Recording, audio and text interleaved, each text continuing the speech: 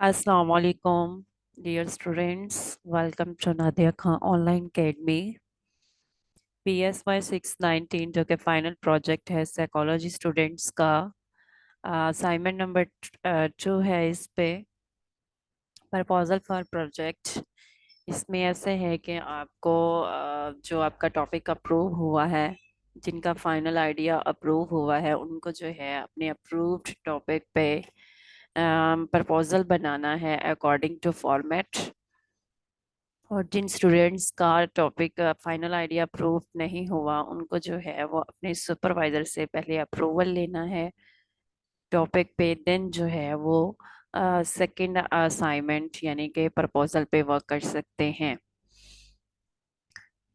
Write a proposal for final project whichever you selected according to the format। Lesson number 6 में जो है वो format available है proposal का। ठीक है, आपने उस फॉर्मेट के अकॉर्डिंगली जो है वो अपना प्रपोजल प्रिपेयर करना है और ये प्रपोजल सबमिट करवाना कंपलसरी है if you want to pass this subject.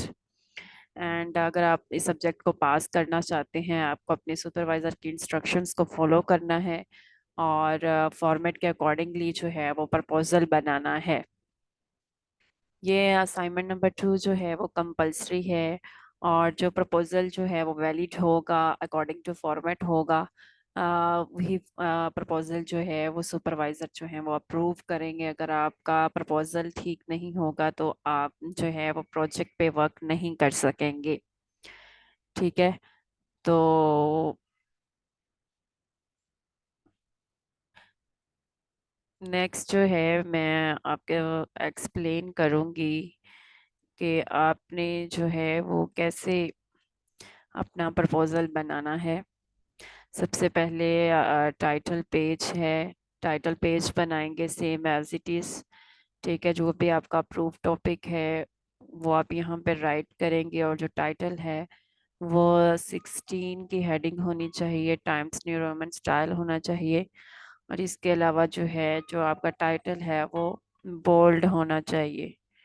ठीक है, नेक्स्ट जो है इसमें आपका जो चैप्टर नंबर 1 है, चैप्टर नंबर 1 जो है वो इंट्रोडक्शन पे है कि आपका जो भी टॉपिक अप्रूव हुआ है उसमें आपने अपने टॉपिक पे कम्प्रीहेंसिव इंट्रोडक्शन राइट करना है। ठीक है, नेक्स्ट जो है बैकग्राउंड ऑफ द प्रोजेक्ट है। बैकग्राउंड ऑफ द प्रोजेक्ट में आपने डिस्क्राइब करना है ब्रीफली द बैकग्राउंड। ठीक है, और इसमें आप जो है वो अपने अप्रूव टॉपिक पे जो भी आपके वेरिएबल्स हैं उन पे आप आर्टिकल्स डाउनलोड कर सकते हैं। ठीक है, बुक्स देख सकते हैं और प्रीवियस स्टडीज को आपने रीड आउट करना है। देन जो है वो आप इस पे राइट करेंगे background of the project. Next जो है वो वेरिएबल्स लिखने हैं आपने। जो भी आपके वेरिएबल्स हैं, वेरिएबल 1 है, ठीक है, जितने भी आपके वेरिएबल्स हैं स्टडी में, इस तरह से आपने सेम एज इट इज जो है वो इसको हेडिंग देनी है। ठीक है, और इसी तरह से जो आपका चैप्टर नंबर 1 है 1.1, इसको आप ऐसे हेडिंग देंगे और जो भी वेरिएबल है 1 वेरिएबल है आपका, उसको सेम एज इट आप उसको जो है वो ब्रैकेट में लिखेंगे। और उसको अगर किसी ऑथर ने डिफाइन किया, अगर उस पर थ्योरी है तो आप जो है यहाँ पे उसको राइट अप करेंगे। इसी तरह से वेरिएबल 2 के हवाले से आप लिखेंगे, उसको ब्रैकेट में लिखेंगे और अपना जो भी वेरिएबल है उसको आप इंट्रोड्यूस करवाएंगे। नेक्स्ट चैप्टर नंबर 2 है लिटरेचर रिव्यू। लिटरेचर रिव्यू में जितने भी प्रीवियस स्टडीज हो चुकी हैं आपके वेरिएबल्स पे, जो भी आपने टॉपिक लिया है, ठीक है, तो आपने जो है वो ऑलमोस्ट 10 आर्टिकल्स इस पे डाउनलोड कर लेने हैं। ठीक है, 10 आर्टिकल्स आपने डाउनलोड करने हैं और उसको रीड करना है और उसमें देखना है कि उसकी क्या फाइंडिंग्स थी और उन फाइंडिंग्स को जो है वो आपने अपनी वर्डिंग में लिखना है। ठीक है, लिटरेचर रिव्यू में। नेक्स्ट आप लिखेंगे rationale of the study. Rationale of the study से मुराद ये है कि why you are conducting this research. ठीक है, you have to justify, you have to give strong evidence कि आप ये जो है ये रिसर्च जो है वो आप कंडक्ट कर रहे हैं, क्यों कर रहे हैं, इसके पीछे जो है वो रीजन क्या है। ठीक है, आपको जस्टिफिकेशन देनी है इसमें। नेक्स्ट आपका ऑब्जेक्टिव्स ऑफ द स्टडी है। ऑब्जेक्टिव्स जो आपके अप्रूव्ड हैं, वही ऑब्जेक्टिव्स जो हैं वो आप ऐड करेंगे। जो फाइनल आइडिया में आपके ऑब्जेक्टिव्स अप्रूव्ड हुए हैं वो ऑब्जेक्टिव्स आप यहाँ पे ऐड कर देंगे। इसी तरह से आप हाइपोथेसिस की हेडिंग देंगे और यही फॉर्मेट जो है वो आपने फॉलो करना है। नेक्स्ट चैप्टर नंबर 3 है मेथड के हवाले से, रिसर्च मेथडोलॉजी के हवाले से। रिसर्च मेथडोलॉजी में आपने लिखना है कि आपकी जो रिसर्च है वो क्वालिटेटिव होगी या क्वांटिटेटिव होगी। ठीक है, क्वालिटेटिव रिसर्च जो है हम उसके रिजल्ट्स को वर्ड्स में डिस्क्राइब करते हैं। ठीक है, और जो क्वांटिटेटिव है उसको हम न्यूमेरिक फॉर्म में उसके रिजल्ट्स को प्रेजेंट करते हैं।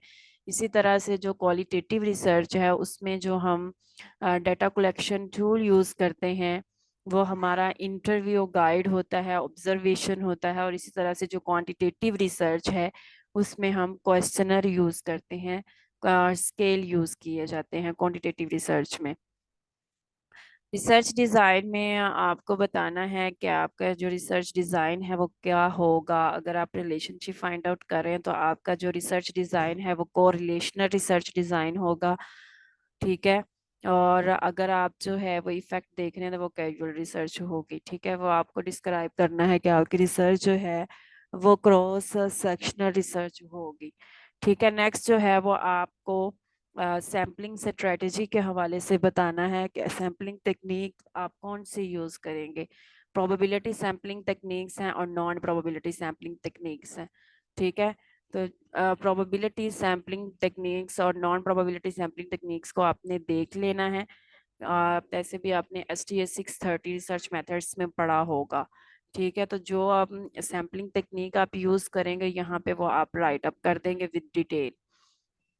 नेक्स्ट जो है वो इंक्लूशन और एक्सक्लूशन क्राइटेरिया आपको मेंशन करना है। आपका जो भी सैंपल है स्टूडेंट्स हैं अगर, तो आपने जो है वो स्टूडेंट्स का बताना है कि आप यूनिवर्सिटी के स्टूडेंट्स ले रहे हैं, स्टडी प्रोग्राम के ले रहे हैं। ठीक है, और इस सेमेस्टर के ले रहे हैं। तो वो सारा जो है वो क्राइटेरिया आप यहाँ पे मेंशन करेंगे। एक्सक्लूशन से में आप मेंशन करेंगे जिसको आप एक्सक्लूड करेंगे अपने सैंपल में से। ठीक है, नेक्स्ट असेसमेंट मेयर्स हैं। असेसमेंट मेयर्स आप में मेंशन करना है कि आपने अपने वेरिएबल्स को मेयर करने के लिए जो स्केल्स यूज़ किए, ठीक है, उनके कंप्लीट डिटेल आपने लिखनी है यहाँ पे। स्केल 1 टाइटल और जो भी आपका स्केल का कंप्लीट नेम है वो आप मेंशन करेंगे यहाँ पे, नेम, और यहाँ पे जो है वो डेट आ जाएगी। इस तरह से उसमें जो है उसका कितने नंबर ऑफ एटम्स हैं, क्या उनका रेटिंग लिकर्ट स्केल है। ठीक है, वो आप सारा जो है वो यहाँ पे मेंशन कर देंगे। इसी तरह से स्केल 2 की भी जो है वो आपने डिटेल देनी है। प्रोसीजर में आपने बताना है कि how you will collect data. ठीक है, आप जो है वो डाटा किस तरह से कलेक्ट करेंगे, कितना टाइम लगेगा आपको। ठीक है, वो सारा प्रोसीजर आपने यहाँ पे मेंशन करना है। इथिकल कंसिडरेशन में जो है वो आप लिख सकते हैं एथिक्स को फॉलो करते हुए। जैसे फॉर्मल परमिशन जो है आप उनसे लेंगे, जिनके आप ऑथर्स के स्केल यूज कर रहे हैं उनको आप मेल करेंगे। ठीक है, और इन्फॉर्म्ड कंसेंट जो है वो जिन पार्टिसिपेंट से आपने डाटा लेना है उनसे जो है वो फिलअप करवाएंगे। नेक्स्ट जो है वो डाटा एनालिसिस आपने बताना है कि आप डाटा एनालिसिस किस तरह से करेंगे। तो डाटा एनालिसिस के लिए SPSS सॉफ्टवेयर यूज किया जाएगा।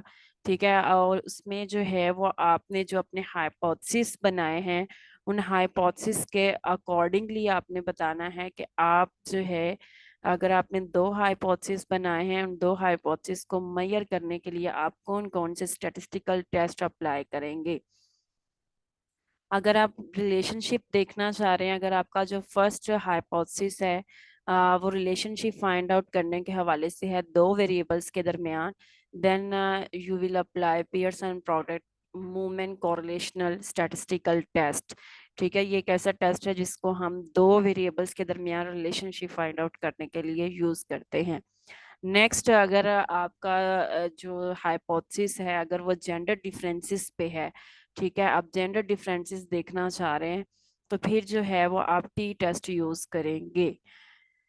ठीक है, तो इस तरह से जो है वो आपको अपना डेटा एंट्री, अपना सॉफ्टवेयर वो बताना है, आप जो भी सॉफ्टवेयर यूज करेंगे और उन हाइपोथेसिस को मेजर करने के लिए आप कौन कौन से टेस्ट अप्लाई करेंगे वो आप बुलेट फॉर्म में यहाँ पे राइट अप कर सकते हैं। नेक्स्ट आपने रेफरेंसेस जो है वो राइट करने हैं। रेफरेंसेस आपके एपीएस स्टाइल के अकॉर्डिंगली होने चाहिए। ठीक है, ये फॉर्मेट जो है वो आपको दिया गया है, आपने एपीए फॉर्मेट को ही फॉलो करना है।